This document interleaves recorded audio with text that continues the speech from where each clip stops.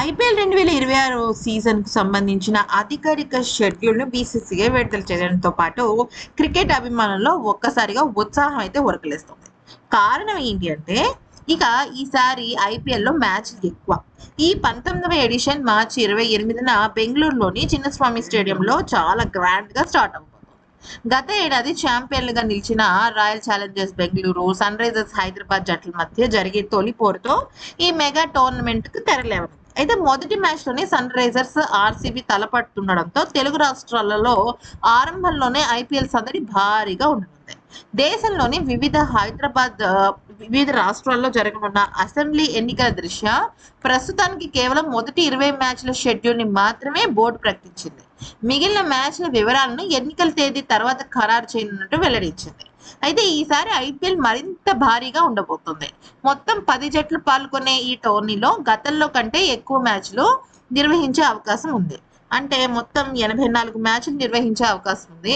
మార్చి 28 నుంచి ఏప్రిల్ 12 వరకు జరిగే మొదటి విడతలో బెంగళూరు, ముంబై, హైదరాబాద్ వంటి ప్రధాన నగరాల్లో, గౌహతి, ముల్లాన్పూర్ వంటి వేదికల్లో కూడా మ్యాచ్లు జరగనున్నాయి.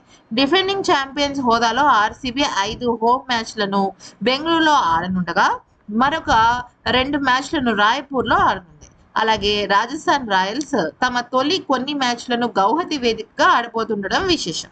అయితే జూన్ 2025లో చిన్నస్వామి స్టేడియంలో జరిగిన సంఘటన తర్వాత భద్రతా ఏర్పాట్లను కట్టుదిట్టం చేసి మళ్ళీ అక్కడ క్రికెట్ సందడిని నెలకొల్పడం అభిమానులకు ఊరటనిచ్చే అంశమని చెప్పొచ్చు. అయితే ఐపీఎల్ 2026 మ్యాచ్ టైమింగ్స్ విషయంలో క్రికెట్ ప్రేమికుల నుంచి వ్యతిరేకత వస్తుంది. మధ్యాహ్నం 3:30 డబుల్ హెడర్ మ్యాచ్ ప్రారంభం కాను. అయితే మిగతా రెగ్యులర్ మ్యాచ్ల్లో అన్ని రాత్రి 7:30 గంటలకు ప్రారంభించాలని నిర్వహించడం అంతా కూడా అసంతృప్తి వ్యక్తమవుతోంది. 7 గంటలకే మ్యాచ్లు ప్రారంభిస్తే అవి సరైన సమయానికి ముగిసి ప్రేక్షకులకు, ఆఫీసులకు వెళ్లే వారికి సౌకర్యంగా ఉంటుంది.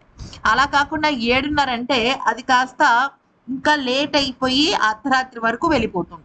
ఇలాంటి నిర్ణయాలు తీసుకునేటప్పుడు ప్రేక్షకుల్ని దృష్టిలో పెట్టుకుని బీసీసీఐ నిర్ణయం తీసుకోవాలనుకుంటున్నారు. అయితే ఒక్కొక్కసారి చిన్న చిన్న విషయాలు పెద్ద పెద్ద ఫలితాన్ని ఇస్తాయని కూడా చెప్తున్నారు.